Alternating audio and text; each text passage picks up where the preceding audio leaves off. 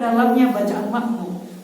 Jadi tugasnya makmum cukup menyimak saja, cukup dihayati, disimak apa yang dibaca oleh imam, maka bacaannya pun sudah ditanggung oleh sang imam.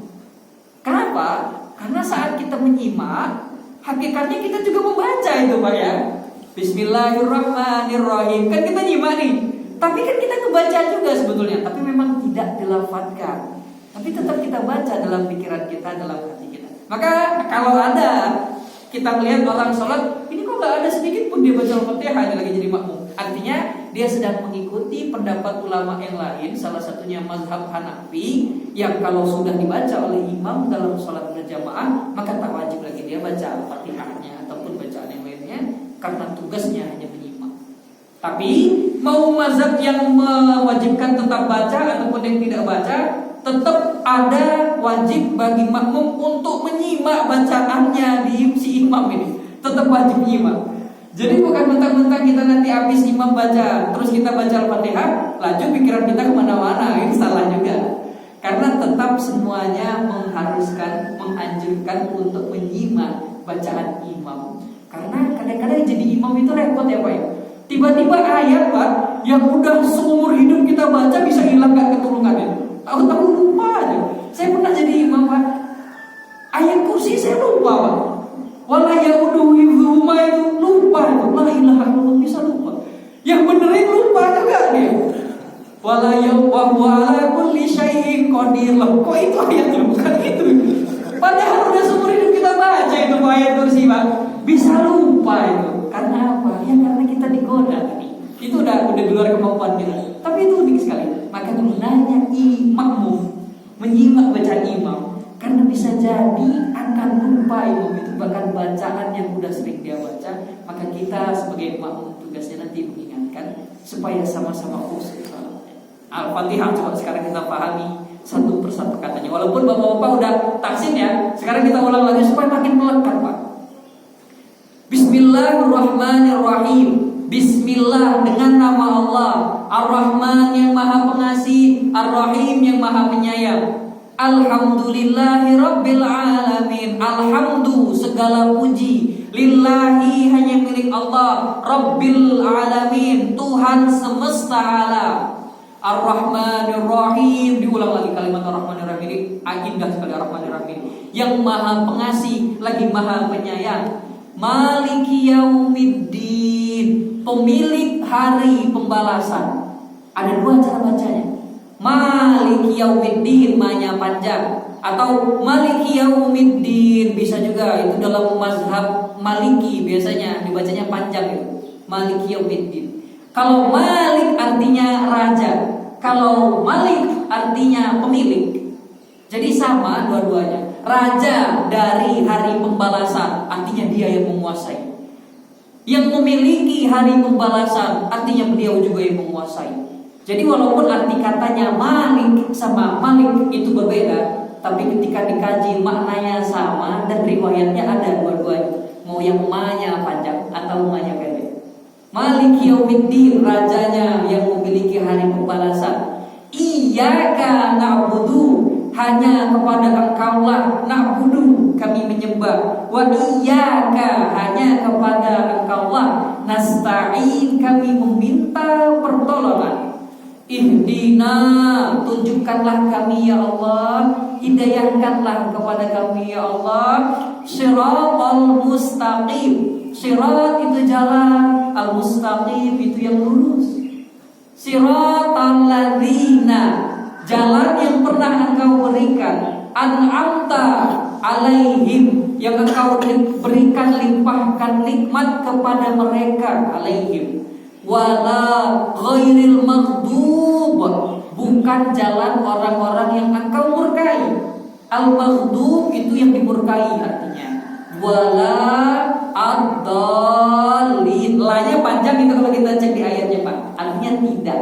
Dan tidaklah pula ad-dallin, orang-orang yang Engkau sesatkan.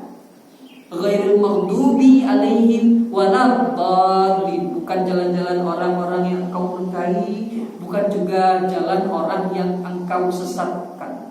Kalau tentang keutamaan Al-Fatihah sudah pernah kita bahas bahwa setiap bacaan Al-Fatihah kita itu dijawab oleh Allah Subhanahu wa taala. Itu jadi keren sekali. Kemudian ghairil maghdubi alaihim waladdallin amin. Selesai kita membaca Al-Fatihah, maka kita membaca surat pendek yang sebisa mungkin kita baca. Tapi kalau ada kita lagi bermakmum sama imam bacaan suratnya panjang, jangan diprotes pula. Karena ketika disebutkan iqra'u ma tayassara minal Qur'an, ya Rasulullah, surat apa yang harus kami baca? Kata Rasulullah, bacalah ma tayassara, apa yang dimudahkan bagi dirimu minal Qur'an, dari ayat Al-Qur'an. Yang bisa baca kulhu, silakan baca kulhu dalam salatnya. Yang baru bisa baca An-Nas, Al-Falaq, Al-Ma'un, apapun itu, baca yang sekiranya mudah. Tapi kalau menjadi imam, kalau ada kita ikut menjadi imam, kalau imam baca surat yang nggak kita hafal, jangan diprotes. Karena kami pernah, Pak, karena itu di imam saya itu, Pak Ustadz katanya, ini cerita orang curhat ke saya. Itu kalau jadi imam dia baca suratnya panjang-panjang, kita nggak paham itu jadi makmum. Kan makmumnya jadi malah ngantuk-ngantuk sendiri, malah ngelayang-layang sendiri pikirannya. Harusnya kan dia baca apa yang dimudahkan, yang dihafal jadi makmum. Bagus, iya betul. Tapi salah juga, karena harusnya Quran itu kita hafal, Pak. Kalau kita nggak hafal Quran, berarti kita yang salah, bukan imam yang salah itu.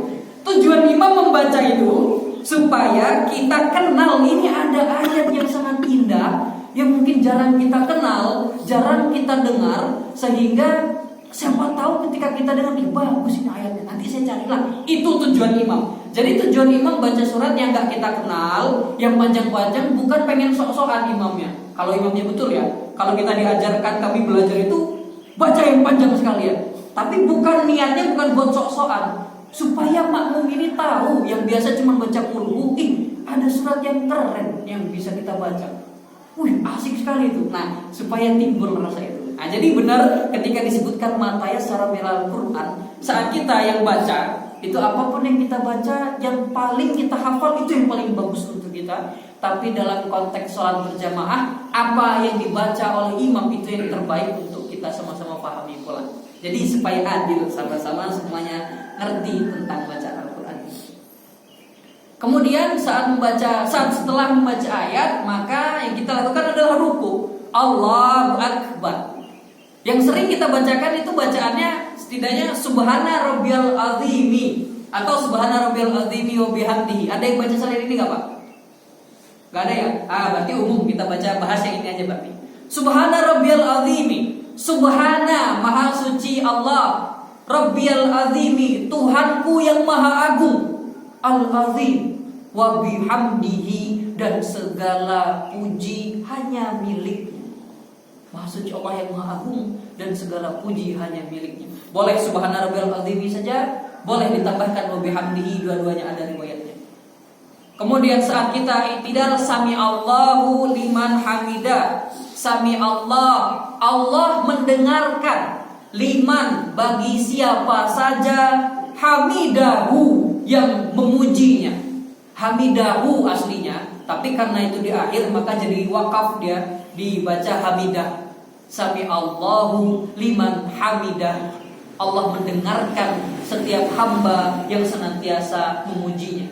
Ada yang baca sami Allahu liman hamidahnya, boleh. Ada yang gak baca sami Allahu liman hamidahnya, cukup imam yang baca, boleh juga. Ada pendapatnya dua-duanya.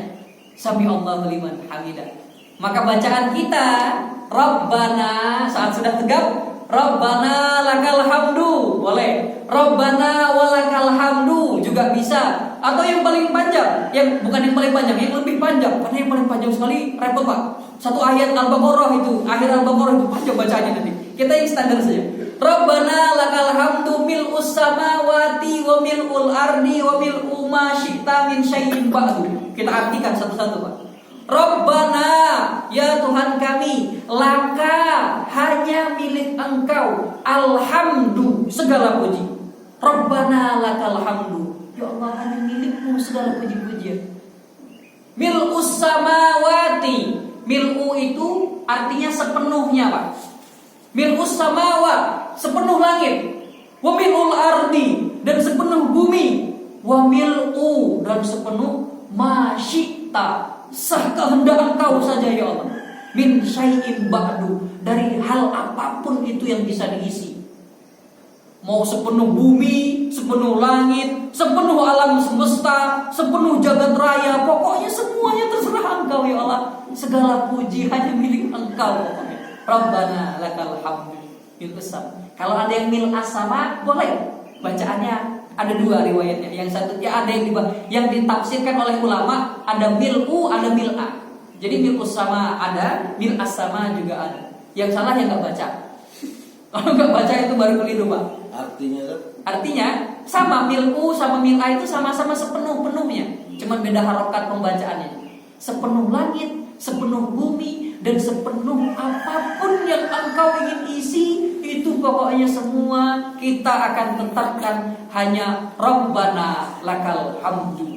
Ya Tuhan kami, hanya milik Engkaulah segala puji-pujian. Atau nanti ada bacaan yang lain, Pak. Alhamdulillahi hamdan katsiran thayyiban mubarakan fi. Pernah dengar bacaan ini kan? Itu salah satu bacaan doa saat kita iktidal. Tapi kalau yang kita biasa yang baca Rabbana lakal hamdu itu sudah umum jadi kita. Rabbana lakal hamdu samawati wal ardi wal mashtami syai'in ba'du. Maka saat iktidal kita turun sujud.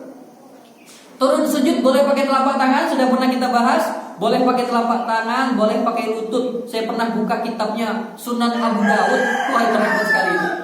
Cuman beda 2 nomor. Hadis pertama dari Wa'il bahwa Rasulullah turun pakai lutut. Hadis kedua, 2 setelahnya itu dari Abu Hurairah, Rasulullah turunnya pakai telapak tangan. Yang salah kalau mau turun pakai jidat duluan. Itu jangan pernah dicoba, karena itu keliru, gak ada hadisnya. Tapi kalau yang pakai telapak tangan dulu atau yang pakai lutut dulu, itu ada hadisnya. Salah satunya dalam kitab Sunan Abu Dawud. Saat kita sujud, kita bacakan yang mirip bacaannya dengan saat kita rukuk tadi. Subhana, maha suci Allah, Rabbiya, Tuhanku. Tapi kita ganti dengan kalimat Al-A'la, yang maha tinggi. Wah, ini kerennya sujud itu, Pak. Di saat kita sujud, kepala kita yang paling kita jaga kehormatannya ini, semua harus diletakkan di tempat kaki kita berpijak. Gak ada kan mentang-mentang presiden boleh sujudnya di atas meja, Pak. Saya presiden, gak mau saya sujud di tempat kaki saya berpijak. Kasih meja, tuh sujud. Gak boleh. Gak ada seperti itu. Gak ada mentang-mentang dia seorang raja boleh sujud di atas meja. Dia gak mau bilang sujud di tempat kaki dia berpijak. Gak boleh itu, Pak. Mau Raja Salman, mau Raja Maroko, mau raja apapun, saat siapapun dia mengaku hambanya Allah, kok lagi sholat, saat sampai gerakan sujud, ini kepala semua harus diletakkan di tempat kakinya berpijak, sejajar. Bahkan dalam posisi sujud itu, Pak, kepala kita lebih rendah daripada tempat kita membuang sisa-sisa makanan itu, Pak, ya. Lebih rendah ya. Yang ini jadi ngangkat ya, Pak. Ada gak yang sujudnya kemudian kembali gak ada ya? Semuanya pasti kepalanya di bawah, bagian belakang tubuhnya akan naik ke atas. Lebih rendah daripada tempat kita membuang sisa-sisa makanan. Tetapi saat kita bacakan zikirnya, Subhana Rabbiyal A'la, doanya ditujukan kepada beliau Al-A'la yang maha tinggi, dan di sana beliau menanggapi bacaan kita. Hambaku sedang sujud. Di situ, Pak, kalau kita cek di surat Al-Baqarah ayat 30 itu, Pak. Kata Allah Subhanahu wa taala, "Wa idz qala rabbuka lil malaikati inni ja'ilun fil ardi khalifah." Ingatlah saat Tuhanmu berkata, kata Allah Subhanahu wa taala, "Inni, aku ja'ilun akan membuat fil ardi, di dunia itu khalifah." Sebagai khalifah manusia-manusianya nanti akan disebutkan. Tapi apa kata malaikat? Qalu ataj'alu fiha, ya Allah, apakah Engkau ingin membuat di dalam dunia itu fiha man yufsidu fiha, orang-orang makhluk-makhluk yang akan membuat kerusakan di bumi, wa yasfikud dima, dan hanya akan saling menumpahkan darah. Itu nanti dicek, Pak. Itu ngeri sekali bahasanya itu. Saat Allah ingin menciptakan manusia, bumi, Penciptaannya konteksnya menciptakan Nabi Adam saat itu. Tentunya sudah ditentukan Nabi Adam akan beranak cucu, beranak pinak nanti di bumi, akan menjadi khalifah di bumi. Malaikat bertanya-tanya, tapi bukan Jibril ini yang bertanya. Malaikat-malaikat yang penjaga arasnya Allah, yang dekat dengan Allah. Jadi malaikat itu punya tingkatan-tingkatannya juga. Panglima malaikatnya adalah Jibril alaihissalam. Ditanya oleh para malaikat, "Ataj'alu fiha may yufsidu fiha wa yasfikud dima?" Ya Allah, ngapain nyiptain makhluk yang nanti cuma bikin rusak saja di bumi, yang bikin pertumpahan darah saja di bumi? Tapi nyatanya gitu Pak ya. Pohon-pohon dihancurkan. Woi, bumi segala dirusak-rusak, isinya ngapain perang sana sini. Memang faktanya seperti itu ternyata apa yang disampaikan para malaikat itu. Tapi kata Allah Subhanahu wa taala, "Inni a'lamu ma la ta'lamu." Aku lebih tahu apa yang tak kalian ketahui. Kan maka saat kita sholat, itu enak sekali. Saat kita sholat, saat kita baca surat Al-Fatihah, Allah sambut semua bacaan kita. Allah umumkan di hadapan malaikat-malaikat yang mungkin ini salah satunya dulu yang pernah protes kenapa manusia diciptakan, tapi dengan bangga Allah mengatakan, "Lihat, hambaku yang dulu dibilang sombong, dia sudah merendahkan kepalanya, tapi di hadapan aku yang maha tinggi." Saat kita sujud, kita rendahkan kepala kita, tapi beliau yang maha tinggi kita sebutkan zikirnya, Subhana Rabbiyal A'la, maha suci Tuhanku yang maha tinggi. Saat ini aku sedang menundukkan segala kesombonganku sebagai manusia di hadapan Engkau ya Allah. Itu keren sekali. Subhana Rabbiyal A'la wa bihamdihi. Mana sih? Maka Pak, ini sedikit agak keluar dari bacaan sholat. Ada seseorang yang bertanya kepada seorang ulama. Ini orangnya sukses Pak, kaya raya, keren sekali. Tanya dia, "Ya saya ini kaya, saya bisnis pinter, saya banyak harta. Tapi ternyata saya ini kadang-kadang sholatnya terlalaikan." Ini saya gimana? Jadi karena ada hadis katanya kalau sholatnya kemudian nggak sempurna, lihat yang sunnah-sunnahnya. Maka saya sedekah untuk mengganti sholat saya ini ya saya bisa sedekah sekian miliar. Kalau di bahasa Indonesia kan bisa sekian miliar dia sedekah satu hari Pak. Kayak apa itu ya? 1.000.000.000 sedekah sehari. Kita kadang-kadang 2.000 aja berat masuk kota ini. Saya asli Pak. Kadang-kadang 2.000 itu masuk gak ya? Almain beli es teh nih. Kadang-kadang kita kayak gitu Pak. Tapi ada orang yang bisa sedekah 1 miliar. Tapi kenapa dia sedekah? Dia pengen ganti sholat-sholatnya yang terlalaikan. Maka kata saya, ini apa jawabannya? Mohon maaf Bapak, Anda mau sedekah 1 miliar, 2 miliar, mau 1 triliun, 100 triliun pun satu hari, itu tak bisa mengganti indahnya satu saja sujud yang ditinggalkan oleh seorang hamba.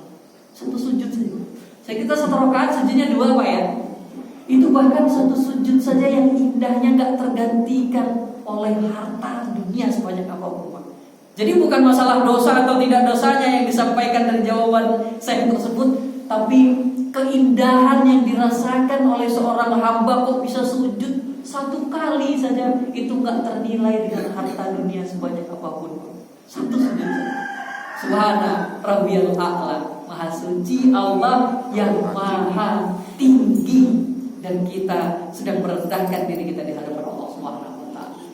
Kemudian saat kita selesai sujud, kita duduk di antara 2 sujud. Bacaan yang sering kita bacakan 7 tambah 1 menjadi 8. Rabbil firli warhamni wajibuni warfani warzuqni wahdini wa'afini. Mau ditambahkan wa'fu'ani boleh, atau yang mau ditinggalkan juga boleh, atau bahkan gak nyebut yang 7 ini boleh.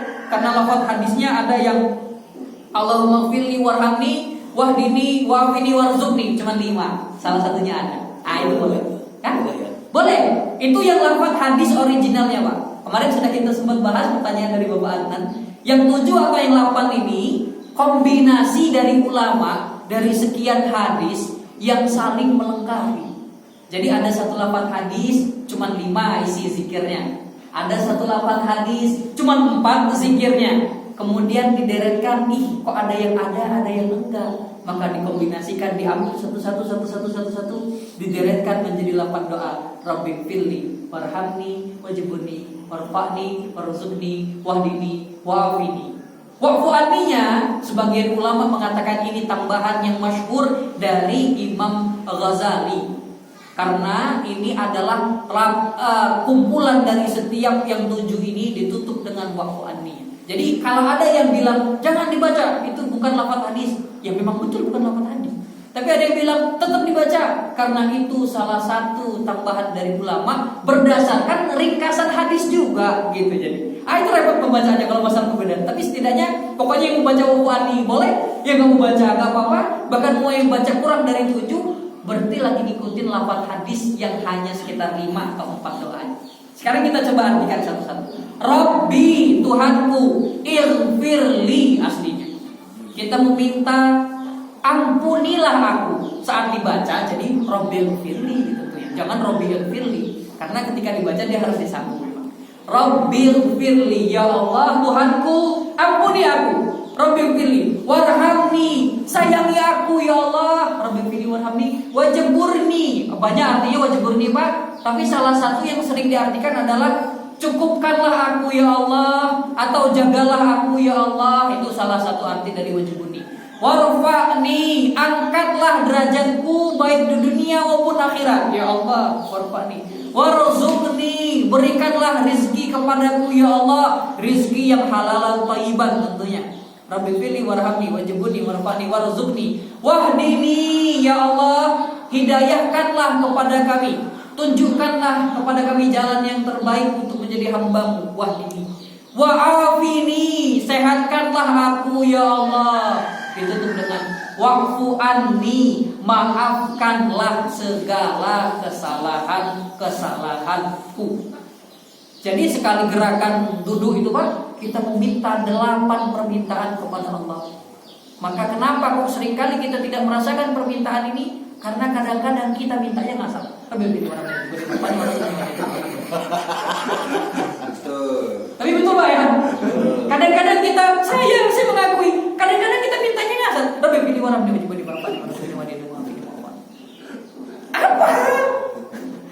Pak Wadi sih minta Anda ngomong apa sih? Tapi Allah kan maha tahu tentunya. Kita akan berdalil Allah kan maha tahu Allah yang pengen kita minta. Iya benar. Tapi kita punya adab saat kita menghadap Allah Subhanahu wa taala. Maka kita sama-sama latihan, Pak. Rabbighfirli warhamni wajburni warhamni warzuqni wahdini wa'afini. Cepat enggak masalah. Cepat atau lambat itu enggak jadi patokan apakah benar atau salah enggak. Tapi saat kita mengucap itu lewat enggak rasa di hati kita saat kita mengucapkan Rabbighfirli, ya Allah ampuni aku, warhamni, sayangi aku, wajib warfa'ni, angkatlah aku, warzuqni wahdini wa'afini wa'afini. Kita lewat enggak kita saat minta itu betul-betul kita minta. Tapi kan memang keroknya banyak yang asal. Cuman modal hafalan bebili warhamni wajib warfa'ni warzuqni wahdini wa'afini wa'afini. Belum wa'afani selesai udah begini pula. Belum